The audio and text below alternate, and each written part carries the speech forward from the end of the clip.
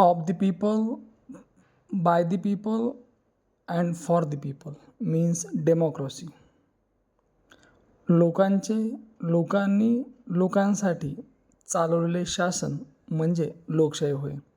ही लोकशाहीची मूल्य विद्यार्थ्यामध्ये रुजली पाहिजेत आणि त्याची सुरुवात ही खरं तर शालेय स्तरावरून होते.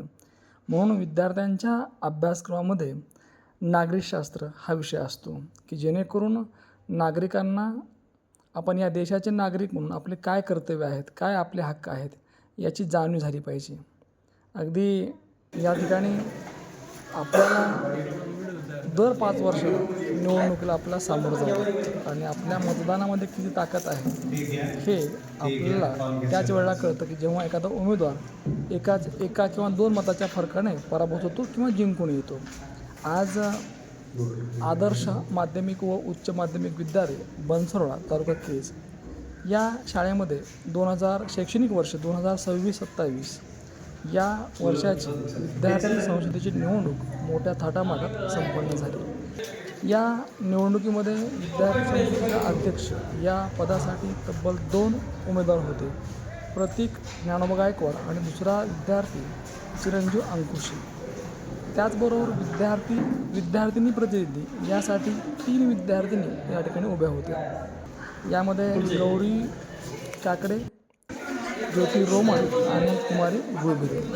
सर्व विद्यार्थ्यांनी सुरुवातीला आपली मतं मांडली, आपला प्रचार केला आणि त्यानंतर अगदी ज्याप्रमाणे एखादी निवडणूक असते त्या निवडणुकीमध्ये ज्याप्रमाणे मतदान प्रक्रिया असते अगदी त्याच पद्धतीने ओळीने विद्यार्थ्यांनी मतदान केले. आपला मतदानाचा हक्क बजावत असताना विद्यार्थ्यांनी विचारपूर्वक मतदान केल्याचे दिसून आले. कारण ज्यावेळेला मतदान प्रक्रिया संपली आणि ज्यावेळेला मतदान मोजणी झाली तर मतदान मोजणीमध्ये मतदान अधिकारी म्हणून मुक्ता शिंदे, आरती गोरे या विद्यार्थिनींनी काम पाहिले. त्यांना सहाय्यक म्हणून या ठिकाणी सांस्कृतिक विभाग प्रमुख संतोष रोकडे, त्याचबरोबर Mandave sir, Salunkhe sir, Munde sir आणि खाडे सर यांनी काम पाहिले. विद्यार्थी संसदेच्या निवडणुकीमध्ये चिरंजीव गायकवाड आणि चिरंजीव अंकुशे यांना मतदान जवळजवळ सारखेच पडले. चिरंजीव अंकुशे याला 164 मतदान तर चिरंजीव गायकवाड याला 163 मतदान पडले. तर अवघ्या एका मताने या ठिकाणी चिरंजीव अंकुश हा विद्यार्थी विजयी घोषित करण्यात आला.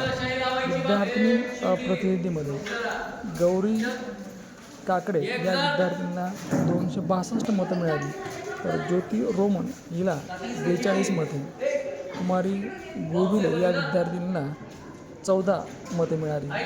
अशा प्रकारे ही विद्यार्थी संसदेची यावर्षीची 2026-27 निवडणूक मोठ्या खेळीमेळीच्या वातावरणामध्ये संपन्न झाली. धन्यवाद. हां सर.